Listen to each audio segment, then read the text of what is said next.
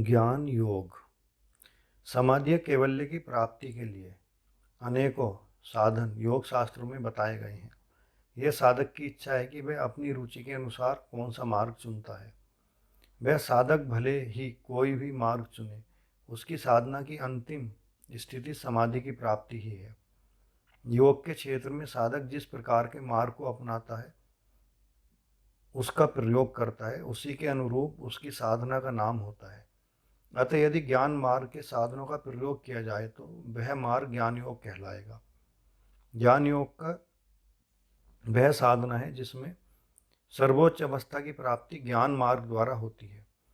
वह सभी साधनाएं जिसमें ज्ञान को माध्यम बनाकर लक्ष्य को प्राप्त किया जा सकता है, उन्हें ज्ञान योग कहते हैं। वस्तुतः वेदांत की साधना को ही ज्ञान योग के नाम से जाना जाता है। ज्ञान योग क्या है? ज्ञान पर आधारित योग साधना पद्धति को ज्ञान योग की संज्ञा दी जाती है। मोक्ष प्राप्ति हेतु साधक का जिस मार्ग से संबंध होता है, उसी के अनुरूप उसकी साधना का नाम होता है। जब साधक मुख्यतः ज्ञान को अपनाकर कैवल्य की प्राप्ति की हेतु प्रयास करता है, तो उसके साधना मार्ग को ज्ञान योग कहा जाता है। श्रीमद् भगवद गीता में सांख्य आधारित साधना को भी ज्ञान योग की संज्ञा दी जाती है, क्योंकि सांख्य भी तत्वों के ज्ञान से ही मुक्ति की प्राप्ति को मानता है। वेदो लिखो धर्म मूलम, अर्थात वेद लिखित धर्मों का मूल है, यानी वेद बहुत या निखिल धर्मों का मूल है। वेद भारतीय धर्म संस्कृति तथा दर्शन आदि शास्त्रों का प्राण रूप है। वेद में 3 कांड है, कर्म कांड, उपासना कांड और ज्ञान कांड। ज्ञान कांड को ही वेदांत कहते हैं और वेदांत की साधना को ज्ञान योग कहा गया है। ज्ञान योग का उद्देश्य, ज्ञान योग की साधना का उद्देश्य ब्रह्म भाव को प्राप्त करना है।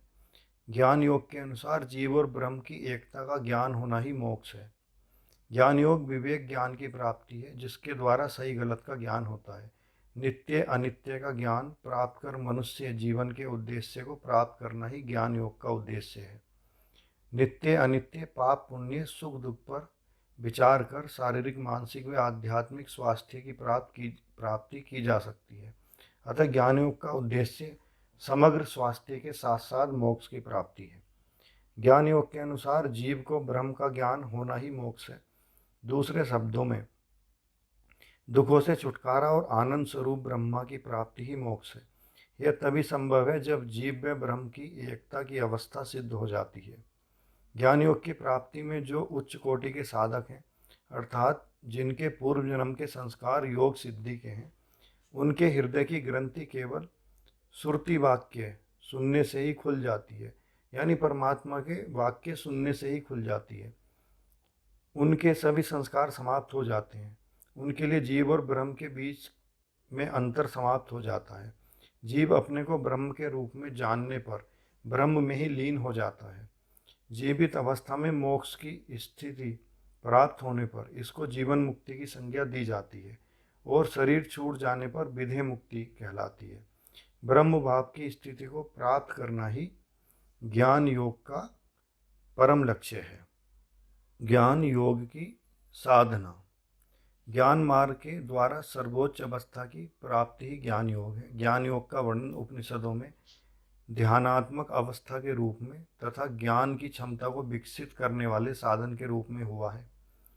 ज्ञान योग एक विद्या है, एक ऐसा विवेक ज्ञान है जिसके द्वारा मनुष्य को सही गलत का ज्ञान प्राप्त हो जाता है। ज्ञान योग में हमें अपनी अंतर्ज्ञान विशिष्टता के प्रति सजग होने की योग्यता आ जाती है। इस अंतर्ज्ञान के पाते ही मन के बंधन टूट जाते हैं। ज्ञान योग का यौगिक दृष्टिकोण अनुभव द्वारा ज्ञान प्राप्त करना है। ज्ञान योग की साधना में लक्ष्य को प्राप्त करने के लिए मुख्य 2 साधनों का वर्णन किया गया है। स्वामी विज्ञानानंद सरस्वती ने इसे इस प्रकार बताया है। पहला साधन यानी बहिरंग साधन है, जिसे साधन चतुष्टय कहा गया है। दूसरा है अंतरंग साधन। अब बहिरंग साधन की यदि बात करें तो वह क्या है? ज्ञान योग की साधना में कुछ बातों का पालन आवश्यक बताया गया है। प्रारंभिक अवस्था में जिन बातों का पालन आवश्यक है उन्हें बहिरंग साधन कहा गया है। बहिरंग साधन को साधन चतुष्टय का नाम दिया गया है। बहिरंग साधन 4 हैं। ये साधन निम्नलिखित हैं: विवेक, वैराग्य, षट संपत्ति व मुमुक्षुत्व। अब विवेक की यदि बात करें तो ज्ञान योग के बहिरंग साधन में पहला साधन है विवेक। ज्ञान योग की साधना में विवेक का सबसे अधिक महत्व है। विवेक एक दिव्य शक्ति है। उस मनुष्य का पतन कभी नहीं हो सकता जिसने विवेक का सहारा लिया, विवेक द्वारा अपने कार्य किए। विवेकहीन मनुष्य ही हमेशा दुखी व अस्वस्थ देखे जाते हैं। इसमें सर्वप्रथम साधक को नित्य व अनित्य वस्तु का विवेक होना चाहिए। इसके अंतर्गत नित्य वस्तु को नित्य व अनित्य को अनित्य समझने की भावना का पालन करना होता है। लौकिक दृष्टि से सही गलत का ज्ञान होना ही विवेक है, परंतु आध्यात्मिक दृष्टिकोण से यदि देखें तो विवेक का तात्पर्य नित्य अनित्य का ज्ञान है। तत्वबोध में वर्णन भी मिलता है कि और कहा गया है कि एकमात्र ब्रह्म ही नित्य है और समस्त जगत अनित्य है। ब्रह्म के सिवा यह जगत मिथ्या है। कहा भी गया है कि ब्रह्म सत्य है, जगत मिथ्या। विवेक ज्ञान वह ज्ञान है कि एक ब्रह्म ही सत्य है, अजर है, अमर है तथा यह संसार नश्वर है। इस संसार के प्रति राग ने रखते हुए उस ईश्वर की प्राप्ति के लिए साधना करनी चाहिए। इस मार्ग में चलने के लिए कैसा आहार विहार व्यवहार होना चाहिए, क्या खाना चाहिए क्या नहीं, इन सब बातों का विवेक होना चाहिए। शास्त्रों में कहा भी गया है कि जैसा खाए अन्न वैसा ही होए मन। अब दूसरा साधन है इसका वैराग्य। वैराग्य शब्द का सामान्य अर्थ है बिना राग के, अर्थात जिस मनुष्य को राग नहीं है वह वैराग्य है। वैराग्य वह अवस्था है जिसमें मनुष्य को विवेक ज्ञान की प्राप्ति के पश्चात संसार के भोगों के प्रति आसक्ति नहीं रहती।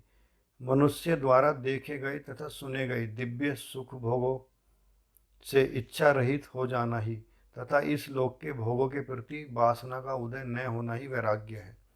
वैराग्य का अभिप्राय है कि इस लोक में ऐश्वर्य या भोग से लेकर दिव्य स्वर्ग आदि सुख भोग को भी अनित्य और क्षणभंगुर समझना, इनके प्रति भोग की इच्छा न रखना, इनका परित्याग कर देना वैराग्य है। अर्थात इस लोक में स्वर्ग आदि दिव्य लोकों उनके बारे में सुने गए वे देखे गए इच्छाओं का भी परित्याग कर देना वैराग्य है। अंतःकरण में दोनों लोकों के दिव्य और अदिव्य भोगों की वासना का उदय न होना ही वैराग्य है। अब बहिरंग साधन का अगला अंग है षट संपत्ति। षट संपत्ति का अर्थ है 6 साधन। ज्ञान योग की साधना में 6 साधनों का साधक को अवश्य पालन करना होता है। जब वह इन्हें जीवन में अपना लेता है तब इन्हें साधक की षट संपत्ति माना जाता है। ये षट संपत्ति ऐसी हैं जिनके सहारे ही योग साधना में आगे बढ़ा जा सकता है। ये संपत्तियां हैं सम, दम, उपरति, तितिक्षा, श्रद्धा और समाधान। इस प्रकार के साधनों को ही षट संपत्ति कहा गया है। इनका क्रम पूर्वक वर्णन निम्न प्रकार है। सम। सम का तात्पर्य शांति और अतीन्द्रिय मन का निग्रह कर लेना, इसलिए इसको सम कहा गया है। सम का तात्पर्य यहाँ अतीन्द्रिय निग्रह है। इस मन के नियंत्रण होते ही इंद्रियां निग्रह संभव है। इंद्रिय निग्रह मन का ही निग्रह है और इस निग्रह को यानी मन के निग्रह को सम कहा गया है। मन के निग्रह से ही इंद्रियों का भी निग्रह संभव हो सकता है, अन्यथा नहीं। साधना के लिए यह महत्वपूर्ण उपलब्धि कही जाती है। इस मन को बस में करने के लिए अन्य शास्त्रों के साथ गीता में भी साधना बताई गई है और कहा है कि असंशय महाबाहो मनो दुर्ग्रह चलम अभ्यासेन तु कौन्तेय वैराग्येण च गृह्यते। अर्थात हे महाबाहु अर्जुन, निश्चय ही यह मन बड़ा चंचल है, परंतु इस मन को बस में करने के 2 साधन है, अभ्यास और वैराग्य। अभ्यास और वैराग्य के द्वारा मन को अवश्य ही वश में किया जा सकता है। इसमें षट संपत्ति में अगली संपत्ति है दम। दम का अर्थ है दमन करना, यानी चक्षु या नेत्र इंद्रियों को बाह्य विषयों से निग्रह कर लेना या उनकी तरफ जाने से रोकना ही दम है। बाह्य इंद्रियों का निग्रह करने का नाम दम है, अर्थात चक्षु, कान आदि इंद्रियों को विषयों से हटा लेना दम है। बाह्य विषयों की ओर इंद्रियों को जाने से रोकना दम है। मनुस्मृति में कहा गया है कि विवेकी पुरुष अनुचित कार्यों तथा विषयों में जाने वाली इंद्रियों को बल से नियंत्रित कर लेता है तथा उसे नियंत्रित कर लेना चाहिए। अब षट संपत्ति में अगली संपत्ति उपरति। उपरति का तात्पर्य यहाँ उपशम हो जाना है, यानी वृत्ति हो जाना है। वस्तु की प्राप्ति हो जाने पर भी उदासीन भाव धारण करना उपरति है। इंद्रियों को विषयों से हटाकर सब कामनाओं से शून्य हो जाना उपरति है। जगत की किसी भी वस्तु में प्रीति तथा अनासक्ति न होना भी उपरति है। उपरति का तात्पर्य विरक्ति हो जाना है, अर्थात किसी भी वस्तु की प्राप्ति हो जाने पर भी उसमें आसक्त न होना तथा न बंधना, उदासीन बने रहना ही उपरति है। अगली संपत्ति है साधन है तितिक्षा। समस्त द्वंद्वों को सहन करते हुए अपने ध्येय या लक्ष्य अथवा वस्तु की प्राप्ति के लिए साधना में डटे रहने का नाम तितिक्षा है। शीत उष्ण सुख दुख मान अपमान आदि द्वंद्वों को धैर्यपूर्वक सहन कर लेना ही तितिक्षा है। तितिक्षा का दूसरा नाम तप है, यानी तपो द्वंद्व सहनम, अर्थात सर्दी गर्मी भूख प्यास आदि द्वंद्व को सहन कर लेना ही तितिक्षा है। अपने ध्येय या लक्ष्य की प्राप्ति के लिए किसी भी प्रकार के द्वंद्व को सहन कर लेना तितिक्षा है। तितिक्षा का शाब्दिक अर्थ है सहनशीलता। साधना के मार्ग में आने वाले द्वंद्व जैसे जय पराजय, लाभ हानि, सुख दुख तथा गर्मी सर्दी को सहन करना ही तितिक्षा है। तितिक्षा का दूसरा नाम ही तप है। सर्दी गर्मी भूख प्यास आदि द्वंद्वों को सहन कर लेना भी तप है। खड़े होकर तपस्या करना, समाधि की स्थिति का अभ्यास करना, बिल्कुल न बोलना, मौन अनुष्ठान करना, किसी व्रत उपवास का अनुष्ठान करना आदि तप से संबंधित व तितिक्षा से संबंधित है। अगला है श्रद्धा। वेद वाक्य तथा गुरु वाक्य में निष्ठा रखना एवं अटल विश्वास रखने का नाम श्रद्धा है। जैसे कहा भी गया है कि गुरु वेदांत वाक्यादिषु विश्वास श्रद्धा, अर्थात अपने गुरु तथा वेद पुराण शास्त्रों के वाक्यों में दृढ़ विश्वास व आस्था ही श्रद्धा है। अपने गुरु और वेदांत आदि शास्त्रों के वाक्यों में जो दृढ़ विश्वास है, जो आस्था है, उसको ही श्रद्धा नाम से पुकारा जाता है। श्रद्धा के कारण चित्त परमात्मा में और अधिक लग जाता है। अगला है समाधान। चित्त की एकाग्रता का नाम ही समाधान है। जिस प्रकार के मल विक्षेप तथा आवरण आदि के कारण चित्त सदा चंचल बना रहता है, परंतु चित्त के मल दूर हो जाने पर वह स्वच्छ एकाग्र और शांत हो जाता है। मल विक्षेप तथा आवरण रहित चित्त की ही आत्म अनुसंधान में लग सकता है, मलिन चित्त नहीं। इसलिए कहा भी गया है कि अपने चित्त को सदा ही ब्रह्म में स्थिर किए रखना चाहिए, जिसका नाम समाधान है। चित्त की इच्छा पूर्ति का नाम ही समाधान नहीं है। अतः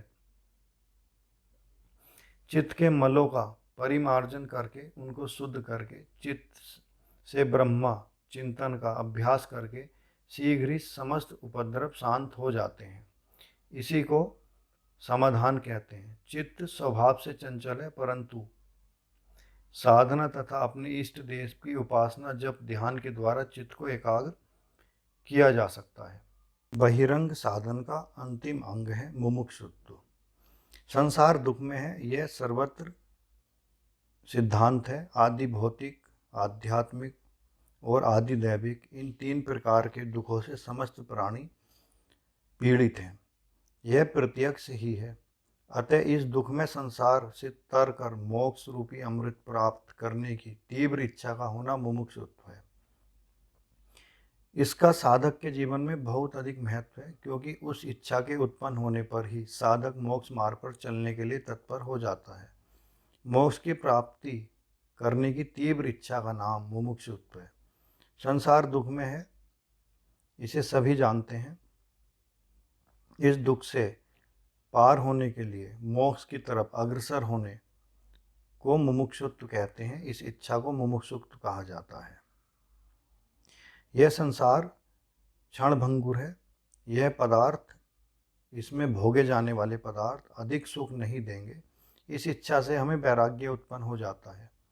तब नित्य सुख की प्राप्ति अर्थात ऐसे सुख की प्राप्ति जो नष्ट ना हो, उसके लिए व्यक्ति सोचता है और योग अभ्यास आदि को अपनाता है और मुक्ति की इच्छा अपने मन में रखता है। इस मुक्ति की इच्छा को मुमुक्षुत्व कहा गया है। मुमुक्षु पुरुष परमात्मा से प्रार्थना करते हुए कहते हैं कि हे प्रभु, इस संसार में बारंबार जन्म मृत्यु रूप संसार से मेरी कब और कैसे मुक्ति होगी। इस प्रकार जिस व्यक्ति में संसार बंधन मुक्त होकर परम पद मोक्ष की प्राप्ति के लिए उत्कट आकांक्षा या इच्छा पैदा हो जाती है, उसे मुमुक्षु कहा जाता है या मुमुक्षु पुरुष कहते हैं। अथवा मेरा मोक्ष हो जाए और किस प्रकार से मैं भी संसार बंधन से मुक्त हो जाऊं, इस प्रकार की तीव्र इच्छा रखने वाले को भी मुमुक्षु कहा गया है। ईश्वर इस संसार चक्र रूपी बंधन, जिसमें कि बार बार जन्म तथा मृत्यु होती है, ये सब कुछ मुझे मुक्ति से प्राप्त होने के बाद ही छूट जाएगा। इस प्रकार जन्म मरण के बंधन से मुक्त होकर परम पद मोक्ष की प्राप्ति के लिए तीव्र आकांक्षा ही मुमुक्षुत्व है। अब ज्ञान योग के जो अंतरंग साधन हैं उनकी चर्चा करते हैं। ये तो बाह्य साधन थे। ज्ञान योग साधना में साधन चतुष्टय को बहिरंग साधन माना गया है तथा 3 श्रवण मनन और निधिध्यासन अंतरंग साधन माने गए हैं। अंतरंग साधन के विषय में महर्षि याज्ञवल्क्य जी ने अपनी भार्या मैत्रेयी को उपदेश देते हुए कहा है कि अरे मैत्रेयी, आत्मा ही एकमात्र द्रष्टव्य अर्थात आत्मा के विषय में ही श्रवण करना चाहिए, आत्मा के विषय में ही मनन करना चाहिए और आत्मा का ही निधिध्यासन के द्वारा यानी योग समाधि के द्वारा दर्शन या साक्षात्कार करना चाहिए। इसका संक्षिप्त विवरण निम्न प्रकार है। पहला अंतरंग साधन है श्रवण। श्रुतियों में आत्म और ब्रह्मा के विषय में विभिन्न प्रकार के वर्णन होने के कारण संशय उत्पन्न हो जाता है कि क्या ठीक है क्या नहीं। इसलिए संशय के समाधान हेतु सर्वप्रथम गुरु से तत्व ज्ञान के विषय में सुनना ही श्रवण कहलाता है। इस प्रकार गुरुमुख से उपदेश के ग्रहण करने को श्रवण कहा गया है। दूसरा है मनन। गुरु उपदेश पर आधारित ज्ञान प्राप्ति के पश्चात वेद अनुकूल युक्तियों के द्वारा अद्वितीय ब्रह्मा का निरंतर चिंतन करना ही मनन है। मनन से अस्पष्ट विषय भी स्पष्ट हो जाता है। अर्थात गुरु ने जो हमें उपदेश दिए उन पर चिंतन मनन करना भी मनन कहलाता है। साधना में मनन बहुत आवश्यक है। अगला अंतरंग साधन है निधिध्यासन। इसका अर्थ है अनुभूति या साक्षात्कार। इसलिए वेद में निधिध्यासन को ही योग माना गया है। शरीर से लेकर बुद्धि तक जितने भी जड़ पदार्थ हैं उनकी भिन्नत्व की भावना को हटाकर सब में एकमात्र ब्रह्म को देखना, ऐसा चिंतन करना ही निधिध्यासन है। निधिध्यासन के अंग। स्वामी विज्ञानानंद सरस्वती ने निधिध्यासन के 15 अंगों का वर्णन किया है। वह निम्न प्रकार हैं। पहला है यम। विषयों के वशीभूत इंद्रियों को अपने बस में करके ब्रह्म चिंतन में लगा देना यम है। दूसरा है नियम। वह वृत्ति जो हमें परमात्मा से दूर करे उसे विजातीय वृत्ति कहा जाता है। विषयों से लिप्त वृत्ति विजातीय वृत्ति है तथा ईश्वर में उन्मुख वृत्ति सजातीय वृत्ति है। अतः विजातीय वृत्ति का निरोध करना ही नियम है। थर्ड है त्याग। समस्त संसार के पदार्थ क्षणभंगुर हैं। यह जगत एक प्रपंच है, एक माया जाल है, अनित्य है तथा ब्रह्म ही सत्य है, तीनों कालों से परे है, अविनाशी है। इस प्रकार के ज्ञान से संसार के माया जाल का प्रपंच त्याग कर देना ही त्याग कहलाता है। इसको ही महापुरुषों ने त्याग कहा है। फोर्थ है मौन। योग साधना में प्रजल्प यानी अत्यधिक वार्तालाप एक बाधक तत्व है, इसको साधना में बाधा बताया है। अत्यधिक वार्तालाप न कर मौन धारण करना ही योगियों का मौन है, तथा इंद्रियों को संयमित कर अपनी ऊर्जा को ब्रह्म चिंतन में लगा देना ही मौन है। फिफ्थ है देश। अपने अंतःकरण में किसी एक क्षेत्र या देश में मन को लगा लेना ही देश है। फिर है काल। यह ज्ञान रखना कि वह ईश्वर तीनों कालों से परे है, तीनों कालों में उसका नाश संभव नहीं, वह अजर अमर अविनाशी है, यही कालों में महाकाल है। फिर है आसन। वह अवस्था जिसमें सुखपूर्वक निरंतर बैठकर ब्रह्म चिंतन किया जा सके, वह आसन है। जिन आसनों में ध्यान के लिए सुखपूर्वक बैठा जा सके, वह ध्यान के आसन निम्नवत हैं, जैसे सिद्धासन, पद्मासन, स्वास्तिक आसन व सुखासन आदि। फिर एर्थ है मूलबंध। हठ योग के विपरीत यह ईश्वर के साथ चित्त का लगाने वाला बंध है, ना कि हठ योग का बंध, क्योंकि वह ब्रह्म समस्त भूतों का मूल है। अतः उस ब्रह्म के साथ चित्त का बंधन ही यथार्थ मूल बंध है। यह राजयोगियों के द्वारा अपनाया गया बंध है। फिर है देह स्थिति। चित्त का ब्रह्म में एकाग्र व निश्चल हो जाने पर देह व अंगों की स्थिति भी निश्चल और एकाग्र हो जाती है। यही चित्त व देह की स्थिति देह स्थिति कहलाती है। फिर है दृक् शक्ति। दृष्टि को ज्ञान में बनाकर समस्त संसार में ब्रह्म को देखना ही दृक् दृष्टि कहलाती है। यह दृक् स्थिति कहलाती है। यह उत्तम दृष्टि है। इस प्रकार सभी में ब्रह्म को देखना ही दृक् स्थिति है। फिर है प्राणायाम। ज्ञान योगियों द्वारा अपनाया गया प्राणायाम इस प्रकार है। श्वास भरते समय यह चिंतन कि मैं ब्रह्म हूँ, यह करना चाहिए। यह पूरक प्राणायाम है। उस वृत्ति की निश्चल स्थिति का नाम कुंभक है, तथा श्वास को रेचन करते समय जगत के प्रपंच का अभाव होने का भाव रखना रेचक है। फिर है प्रत्याहार। प्रत्याहार का अर्थ है इंद्रिय संयम। इस संसार के विषयों में क्षण भंगुरता का निश्चय करके मन को अंतर्मुखी बना लेना प्रत्याहार है। उसके बाद है धारणा। किसी देश विशेष में चित्त को एकाग्र करना धारणा कहलाती है। योग सूत्र में कहा गया कि देश बंधस्य चित्तस्य धारणा, अर्थात किसी देश यानी बाह्य अथवा भीतर की वस्तु में चित्त को बांध लेना धारणा है। यह धारणा मध्यम व निम्न कोटि के साधकों के लिए बताई गई है। उत्तम अधिकारियों के लिए भी अनात्म वस्तु में चित्त को न लगाकर चेतन तत्व में चित्त को लगाना ही धारणा है। वेदांत सार के अनुसार उस अद्वितीय वस्तु यानी ब्रह्म में मन, बुद्धि, चित्त आदि को बांध लेना या लगा लेना ही धारणा है। फिर है ध्यान। धारणा की परिपक्व अवस्था ध्यान है। ध्यान का वर्णन करते हुए योगी सदानंद यति ने वेद सार में कहा है कि उस अद्वितीय परम ब्रह्म का चित्त का विभिन्न अवस्थाओं का पार होने पर भी लगातार एक कांता पूर्वक एक समान वृत्ति का प्रवाहित होते रहना ही ध्यान है। अर्थात ध्येय वस्तु में तेल की धारा के समान वृत्ति का प्रवाह चलते रहना ही ध्यान है। सरल शब्दों में कह सकते हैं कि जिस उद्देश्य में या जिस वस्तु में धारणा लगाई है, वह धारणा लगातार बनी रहे, बिना टूटे, बिना खंडित हुए, तो वह स्थिति ध्यान कहलाती है। अब अंतिम निधिध्यासन है समाधि। समाधि ध्यान की परिपक्व अवस्था है। योग दर्शन में समाधि का वर्णन करते हुए कहा है कि ध्यान में जब ध्येय मात्र की प्रतीति रहती है, उस चित्त स्वरूप शून्य हो जाता है, वह अवस्था समाधि की अवस्था होती है। समाधि को परिभाषित करते हुए विद्यारण्य स्वामी ने लिखा है कि वायु रहित स्थान के दीपक की तरह अचंचल चित्त की निश्चल अवस्था ही समाधि है। अर्थात जिस प्रकार कोई दिया, उसकी लो उस स्थान में जिसमें वायु नहीं होती या वायु की गति नहीं होती, वह स्थिर बनी रहती है, उसी प्रकार चित्त का भी परमात्मा में स्थिर बन जाना या हो जाना समाधि है। अब ज्ञान योग की यदि विशेषता की बात करें तो वह क्या है?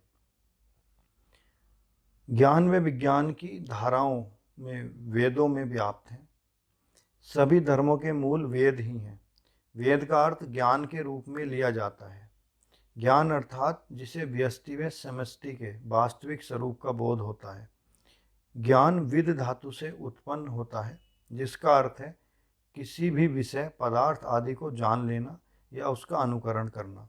ज्ञान की विशेषता के महत्व में बताते हुए कहा गया है कि ज्ञाना अग्नि सर्व कर्माणि भस्म सात कुरुते तथा, अर्थात जिस प्रकार प्रज्वलित अग्नि ईंधन को भस्म कर देती है, उसी प्रकार ज्ञान रूपी अग्नि कर्म रूपी ईंधन को भस्म कर देती है। अर्थात ज्ञान से कर्म के फल कर्म नष्ट हो जाते हैं। ज्ञान योग साधना पद्धति ज्ञान पर आधारित होती है, इसलिए इसको ज्ञान योग की संज्ञा दी गई है। ज्ञान योग पद्धति में योग का बौद्धिक एवं दार्शनिक पक्ष समाहित होता है। ज्ञान योग की साधना में जगत को मिथ्या तथा जीव व ब्रह्म को एक सत्य माना है तथा इनकी एकता को मोक्ष की संज्ञा दी है। यह साधना अपने आप में एक कठिन साधना है, क्योंकि इसमें साधक को आरंभ से ही समस्त पदार्थों को मिथ्या रूप में तथा आत्मा को ब्रह्म के रूप में जानना होता है। एकमात्र ब्रह्म ही सत्य है, इसका निरंतर अभ्यास करना होता है। योग की साधना में यह उच्च कोटि की साधना मानी गई है, यद्यपि ज्ञान प्राप्ति हेतु चित्त की एकाग्रता आवश्यक है। श्रीमद् भगवद गीता में ज्ञान योग को ही सांख्य योग कहा गया है। गीता में मोक्ष की प्राप्ति के लिए ज्ञान की महत्ता का वर्णन किया गया है और कहा गया है कि ज्ञान योग द्वारा ब्रह्म से साक्षात्कार हो जाता है। यह ज्ञान की अंतिम अवस्था है और वह अवस्था है जिसमें साधक के अहम ब्रह्मास्मिन का भाव जागृत होने लगता है। ज्ञान योग के सिद्धांत के अनुसार आत्मा आनंद स्वरूप, ज्ञान स्वरूप, सत्य, कूटस्थ, नित्य, शुद्ध व बुद्ध है। अपने स्वाभाविक स्वरूप में ही ब्रह्म ही सत्य है। ब्रह्म के अतिरिक्त इस संसार में अन्य किसी की सत्ता नहीं है। यह संसार उसी अद्वितीय तत्व में स्थिर होकर प्रकाशित हो रहा है। ब्रह्म स्वयं प्रकाशवान, अनंत, अखंड, अनादि, अविनाशी, चेतन स्वरूप तथा आनंद में है। जिस प्रकार एक ही अग्नि विभिन्न रूप में प्रकट होती है, उसी प्रकार समस्त जीवों की अंतरात्मा एक ही ब्रह्म के अनेकों रूपों में प्रकट हो रही है। ब्रह्म इस समस्त जगत में समाहित है। निष्कर्ष रूप में देखा जाए तो ज्ञान योग की साधना एक अत्यंत महत्वपूर्ण उच्च कोटि की साधना है, जिसमें अज्ञान की निवृत्ति एवं ज्ञान के माध्यम से परमात्मा का साक्षात्कार किया जाता है। एकमात्र ब्रह्मी सत्य है, अन्य सभी असत्य एवं मिथ्या है। यही ज्ञान योग की आधारभूत अवधारणा है। ज्ञान योग की साधना ज्ञान मार्ग के द्वारा सर्वोच्च अवस्था की प्राप्ति है। ज्ञान योग का वर्णन उपनिषदों में ध्यानात्मक अवस्था के लिए तथा अंतर्ज्ञान की क्षमता को विकसित करने वाले साधनों के रूप में किया गया है। ज्ञान योग एक विद्या है, एक ऐसा विवेक ज्ञान है जिसके द्वारा मनुष्य को सही गलत का ज्ञान होता है, अंतः ज्ञान प्राप्त होता है। अतः कहा जा सकता है कि ज्ञान योग ध्यान द्वारा सजगता की प्राप्ति है। ज्ञान योग ऐसी सजगता की प्राप्ति है जो मनुष्य को अपने अंतःकरण में उतार देती है। अंतः ज्ञान की ऐसी प्राप्ति है जो उस अवस्था तक पहुंचा देती है जहां यह भाव जागृत होता है, अहम ब्रह्मास्मिन, यानी मैं ही ब्रह्म हूँ। इस अवस्था में साधक स्वयं को ईश्वर के रूप में जान पाता है और ईश्वर का बोध होते ही वह उन सभी बंधनों से मुक्त हो जाता है जो उसे बांधते थे। ज्ञान योग अपनी अंतर्ज्ञान विशिष्टता के प्रति सहज होने की योग्यता है। इस अंतर्ज्ञान के पाते ही मन के बंधन टूट जाते हैं। ज्ञान योग का यौगिक दृष्टिकोण अनुभव द्वारा ज्ञान प्राप्त करना है तथा इस प्रक्रिया का आरंभ शरीर तथा मन की आवश्यकताओं से होकर आध्यात्मिकता में परिवर्तित होना है और यह आध्यात्मिकता में परिवर्तित हो जाता है। इस प्रकार हम देखते हैं कि ज्ञान योग का मार्ग एक अति महत्वपूर्ण मार्ग है, जिसका पालन साधक को व एक सामान्य पुरुष को मुक्ति के लिए जीवन में अवश्य करना चाहिए।